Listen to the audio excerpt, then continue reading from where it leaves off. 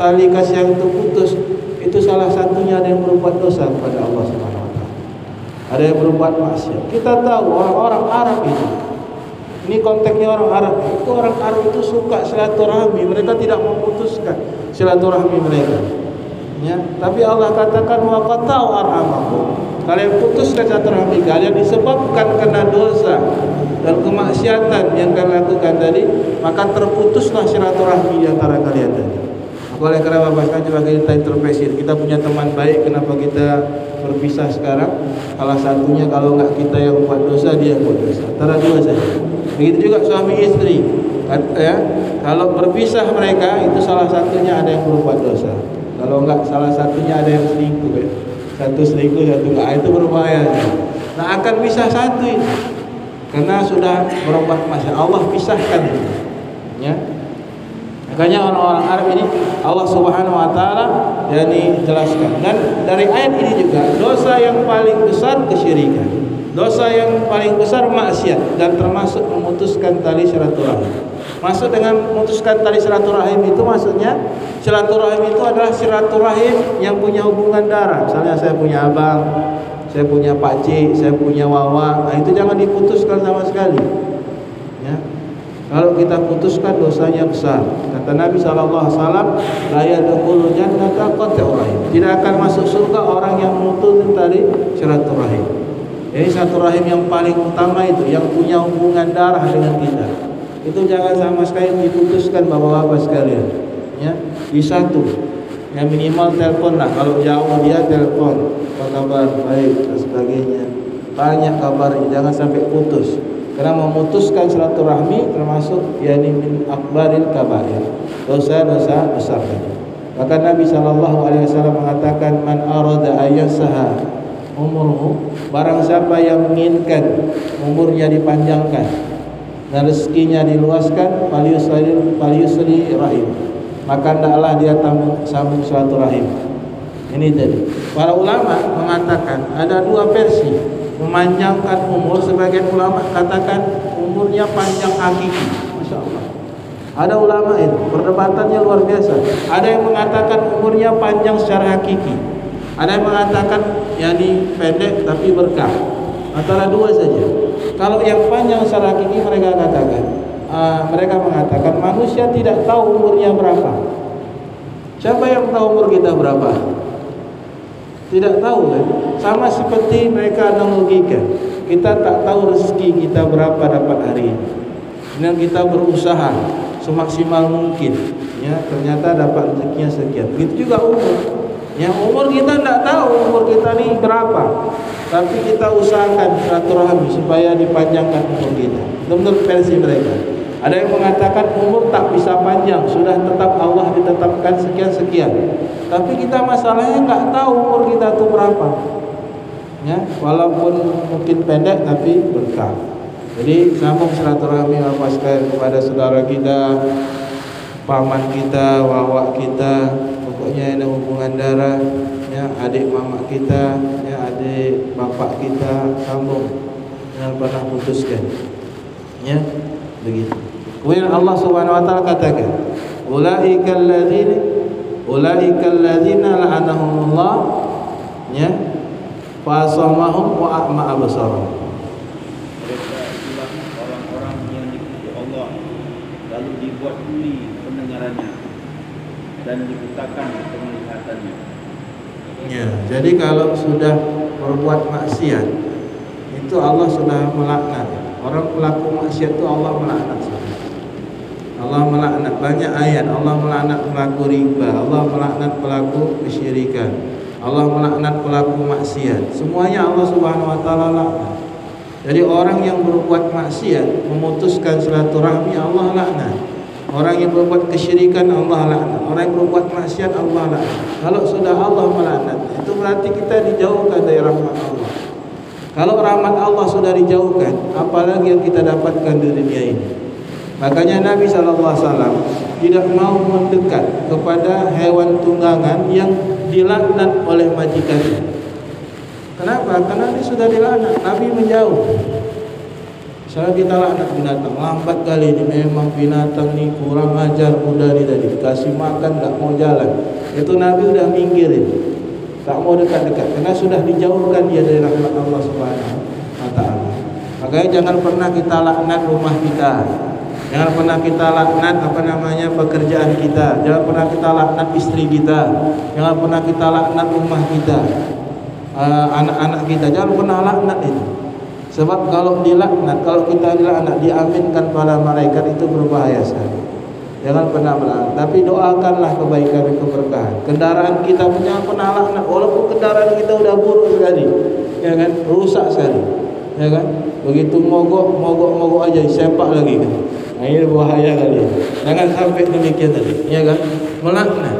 Jadi oleh karena jangan sampai kita melaknat, yakni apa yang kita miliki. Sekitar kita tu tak boleh kita laknat, karena laknat Allah Subhanahu wa Ta'ala itu berat. Allah kalau sudah melaknat, fa'amsamahum, ya, wa'ama, Allah tulikan. Mereka bukan ditulikan, maksudnya mereka itu mendengar, tapi mereka tidak bisa mendengar lagi kebenaran. Mereka tidak tuli, mereka dengar kebenaran, tapi seakan-akan mereka tidak mendengar lagi kebenaran, tak sampai lagi kebenaran.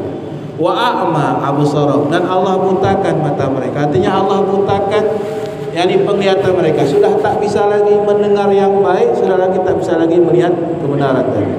Itu kalau kita enggak mau taubat dari kemaksiatan yang Allah Subhanahu wa Ta'ala berikan tadi. Maka dari ayat ini, dari mulai ayat yang ke-20 sampai ke-23 ya.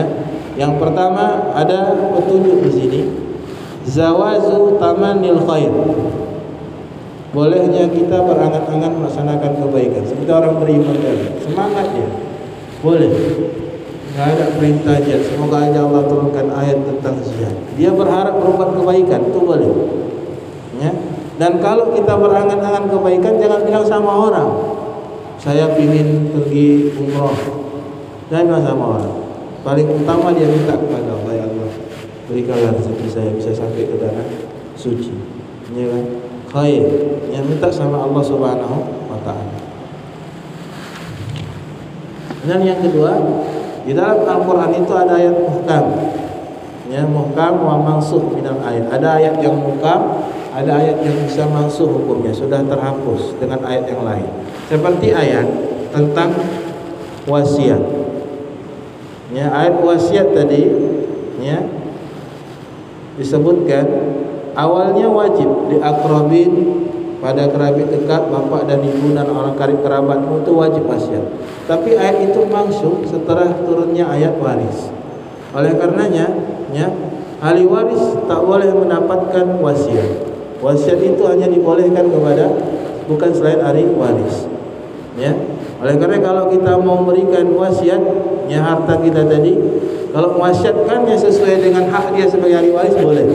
Misalnya seseorang, saya wasiatkan anak saya laki-laki dapat 2 bagian daripada harta saya. Anak perempuan saya wasiatkan dapat 1 bagian daripada harta saya. Ini sesuai dengan waris, boleh. Tapi kalau diwasiatkan lebih daripada hak waris ataupun lebih kurang daripada hak waris tadi, maka tidak diperbolehkan. Makanya Nabi SAW, la wasiata li ahli waris, tidak ada wasiat kepada ahli waris. Jadi wasiat itu untuk anak angkat. Mungkin bapak punya anak angkat, dia tak dapat waris, jadi kita wasiatkan sepertiga harta saya untuk anak angkat saya, diwasiatkan itu, boleh. Tapi kalau mewasiatkan kepada ahli waris, tidak dibolehkan. Dia sudah dapat hak daripada warisnya. Tapi kalau hibah aja mana? Hibah boleh ketika masih hidup, ya, hibah. Saya hibahkan kepada anak saya sekian, masih hidup, semuanya pun tak apa dihibahkan, ya kan? Tapi kalau menghibahkan harta kita kepada anak kita, mesti adil. Jangan anak ini tak dapat, anak ini dapat, anak ini dapat, enggak dapat, tak boleh. Makanya Nabi SAW pernah ada seorang sahabat, ya Nabi, jadikan aku seorang saksi, jadikan engkau saksiku. Saksi atas apa? Aku ingin berikan hadiah kepada anak, kau saksinya. Rasul tanya, apakah anak yang lain mendapatkan hibah seperti anak yang kau berikan ini? Tidak. Kalau gitu kata Rasulullah, aku tak mau jadi saksi. Maka seorang ayah, orang tua memberikan hibah itu harus adil hibah tadi. anak yang ini sama dapat bagian kayak ini.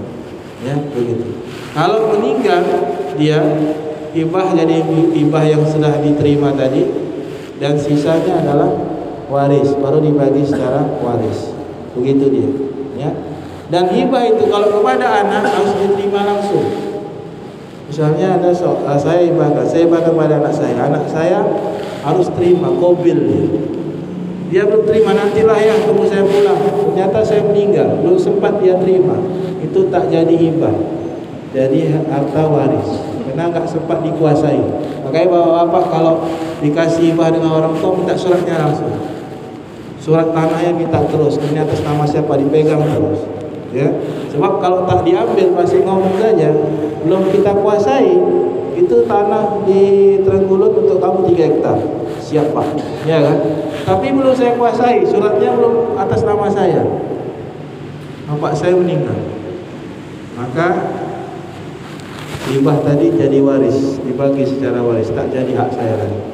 Ya, itu dalam muamalat Islam itu jelas, mesti ada yakni kejelasan. Ya, jadi jangan sampai dikasih namun tak diterima lagi. Sama seperti saya misalnya ngasih sebuah kereta. Ini bulan ambil kereta saya. Kereta itu belum diterima, tiba-tiba istri saya merepet. Saya telepon lagi, enggak jadilah keretanya, istri saya marah karena belum diterima, tak bisa ditarik, tak bisa ya dimarah karena barang itu belum terima. Tapi kalau sudah terima boleh dia bertahan. Ya udah bapak kasih, saya dah kasih, enggak saya balikkan lagi. Mau merepet dengan orang istri Anda, mau merepet dengan Anda, pokok barang sudah saya terima. Tapi kalau belum terima enggak ada hak bapak. Ya, karena barang itu belum diterima. Nah, ini dalam fikih-fikih muamalah. Jadi bapak sekalian, ya. Oleh karenanya, ya, ada ayat yang masuk, ada ayat yang muhkamat. Itu satu contoh. Kemudian yang ketiga, zamul jabni wal ghaur wal hazimatur hiyah. Celaan untuk memiliki sifat pengecut. Kita tak boleh pengecut. Mau sholat takut, berjamaah malu mau belajar Al-Quran malu, pengecut sekali. Mau melaksanakan kebaikan pengecut, mau amar ma'ruf pengecut, mau apa pengecut, semuanya pengecut. Allah yakni mencela sikap pengecut itu. Makanya Nabi SAW mengajarkan kita sebuah doa, Allahumma inni minal jubni wal bahri wal kasal. Ya Allah, jauhkanlah aku daripada sifat malas, sifat pengecut. Tak boleh itu sifat pengecut, berani. Kita di atas kebenaran berani kita lawan, ya, berani. Mau sholat melaksanakan ketaatan berani. Jangan pengecut. Mau belajar ilmu berani, tak perlu pengecut. Ya, enggak perlu takut. Melaksanakan sunnah berani. Ya kan, melaksanakan perintah Allah berani. Ini perintah Allah, ini perintah hadis. Anda mau dengar atau tidak sudah. Ya, harus berani. Tak boleh pengecut melaksanakan apa yang diperintahkan oleh yakni Allah dan Rasulnya. Kemudian asyirul qalbi, kejelekan makhluk yang paling jelek adalah orang yang berpaling dari iman takwa, kemudian dia berpaling kepada yakni kesyirikan dan perbuatan maksiat. Ya, itu paling jelek, manusia yang paling jelek. Allah berikan dia hidayah, Allah berikan dia nikmat iman, kemudian dia kembali ke belakang. Dia tinggalkan hidayah dan imannya tadi. Manusia paling jelek. Dia sudah dapat hidayah, rajin ke masjid. Ya, Allah berikan hidayah, dia mengerti sunnah, mengerti Al-Quran, mengerti ilmu, dia amalkan. Kemudian dia berpaling, dia tinggalkan itu semuanya, dia buat maksiat. Maka dia makhluk yang paling jelek. Dia mendapatkan hidayah, kemudian dia yang ditinggalkan hidayah kebaikan itu tadi. Baik, kita lanjutkan. Ini Allah Subhanahu wa taala berfirman, "Afala yatadabbaruna al-Qur'an am ala qulubin aqfaluha?" Maka tidakkah mereka menghayati Al-Qur'an ataukah hati mereka sudah terkunci? Ya. Ini masih konteksnya kepada orang-orang munafik. Orang-orang munafik itu mereka tak mau mentadabburil Qur'an. Ya, apakah mereka tidak mau merenungi Al-Quran? Apakah hati mereka yang sudah keras? Inilah keadaan orang-orang munafik tadi. Jadi kalau kita tak mau kita renungi Al-Quran, tak mau kita belajar tafsirnya, mau mendalaminya, kita akan lalai. Kalau kita sudah lalai, ya, kita akan lalai dari kebenaran, sehingga kita masuk kepada kebatilan. Dari huda kita akan bisa jatuh kepada kesesatan. Kemudian Allah Subhanahu wa taala berfirman, innal ladzina irtadu an ala adbarihim min ba'di ma tabayyana lahumul huda asyaitanu sawalla lahum wa amla lahum. Sungguhnya orang-orang yang berbaik kepada kekafiran, berbalik kepada kekafiran, telah petunjuk jelas bagi mereka. Setanlah yang merayu mereka dan memanjangkan angan-angan mereka. Ya, ini masih ayat kepada orang-orang munafik. Ya, orang-orang munafik itu, mereka balik ke belakang. Allah berikan hidayah, Allah berikan nikmat, tapi mereka tinggalkan hidayah. Tadi seperti saya katakan di awal tadi, sudah jelas bagi mereka kebenaran, ya, akan tetapi syaitanlah yang menguasai mereka tadi. Dan Allah Subhanahu wa taala berfirman, "Dzalika bi annahum qalu lil ladzina karihu ma nazallahu sanu'tiukum bi ba'dil amr wallahu ya'lamu israrahum." Yang demikian itu karena sungguhnya mereka telah mengatakan kepada orang-orang Yahudi yang tidak senang kepada apa yang diperintahkan Allah, kami akan mengakui kamu dalam beberapa urusan, tapi Allah mengetahui rahasia mereka. Ya. Jadi mereka tidak ridho dengan apa yang Allah Subhanahu wa taala perintahkan kepada mereka tadi. Ya. Maka Allah Subhanahu wa taala hapuskan amal-amal mereka tadi. Jadi walaupun mereka mengamalkan misalnya, tapi kalau mereka tidak ridho, maka Allah Subhanahu wa taala akan batalkan amal mereka tadi. Bapak sholat, tapi bapak benci sholat sebenarnya. Walaupun bapak melaksanakan sholat tadi. Ya, bapak puasa tapi benci dengan puasa tadi. Walaupun bapak melaksanakan puasa. Sifat-sifat orang munafik. Ya, mereka tidak suka dengan apa yang diperintahkan oleh Allah walaupun mereka melaksanakannya. Maka Allah Subhanahu wa taala katakan, mereka itu fa'ahbatu a'malahum. Allah hapuskan, gugurkan amalannya tadi. Maka oleh karenanya, ya Bapak sekalian, jangan sampai kita tidak suka sedikit pun kepada perintah Allah, walaupun kepada siwa. Siwa itu apa? Itu ya. Siwa itu kan kalau kita tengok sangat tradisional, siwa. Ya, jangan benci sedikit pun. Itu syariat Allah Subhanahu wa taala. Kata Nabi dalam hadis yang sahih, lau anna asaqqa ummati la amartahum inda kulli salat. Kalaulah tidak merasakan aku berat kepada umatku untuk salat, untuk melaksanakan siwak tadi, maka aku perintahkan setiap kali mereka hendak salat. Maka siwak itu kan masukkan apa sini siwak, masya-Allah. Itu sunnah. Dan dalam Sahih Bukhari, Sahih Muslim, Sunan Abi Daud, Sunan Ibnu Majah dan sebagainya, Bapak sekalian, itu hampir semua membuat bab tentang masalah siwak. Bahkan Nabi SAW masuk rumah bersiwak, keluar rumah bersiwak. Tapi sekarang itu kan sunnah, kecil sunnahnya, sunnah, tapi tak boleh kita membencinya, walaupun itu kita tidak melaksanakannya, tapi nggak boleh kita membencinya, karena itu syariat dari Allah Subhanahu wa taala. Jadi tak boleh kita membenci apa yang diturunkan oleh Allah Subhanahu wa taala, baik perintah itu sunnahkah, wajibkah, mandubkah, apa yang semisalnya, tak boleh. Misalkan lagi sunnah jenggot, merah jenggot, taruhlah hukumnya sunnah yang paling rendah ya. Ada yang mengatakan para ulama wajib, masih silang pendapat para ulama.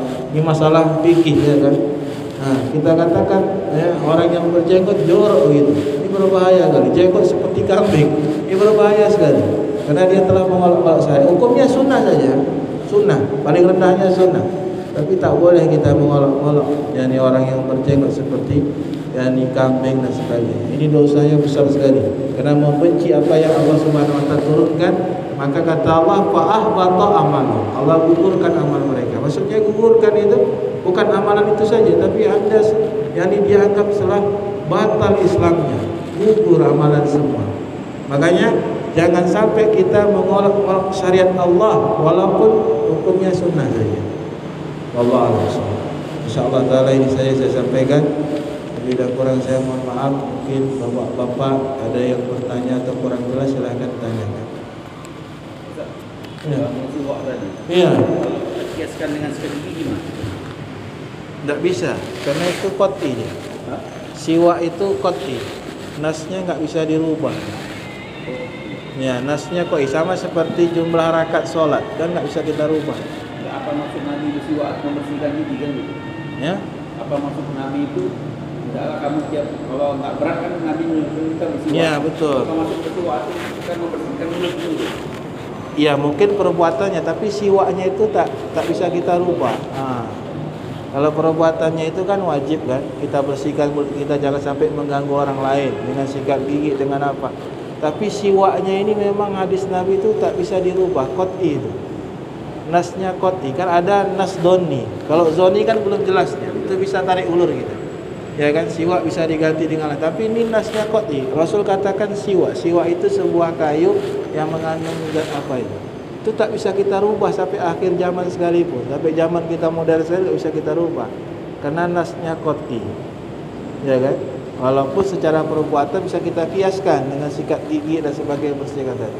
Maka sunnah siwak itu tetap ada sampai akhir zaman. Nah, itu dia. Hah? Banyak Pak. Banyak di toko-toko muslim itu banyak. Nah, saya ada punya yang bangsa tutup kayak pulpen gitu. Ada saya punya itu. Tutup kayak di rumah. Masa pakai pulpen jadi enggak keluar dia kan. Hah? Ya, ada yang dikemas ya. Ada yang mahal itu, ada yang tingkatnya ada 10.000, 20.000. Ya, ada emang. Macam-macam ya. Jadi ini kan sunnah. Bukan berarti harus kita tinggal apalagi kita cela kan. Karena nasnya qat'i enggak bisa tergantikan ini. Walaupun secara perbuatan kata Pak Cahyo yang penting bersihkan ya. Udah bersih itu wajib, tapi yang sunnahnya tadi yang dilakukan Nabi itu kita tak dapat keutamaannya. Allah a'lam bishawab.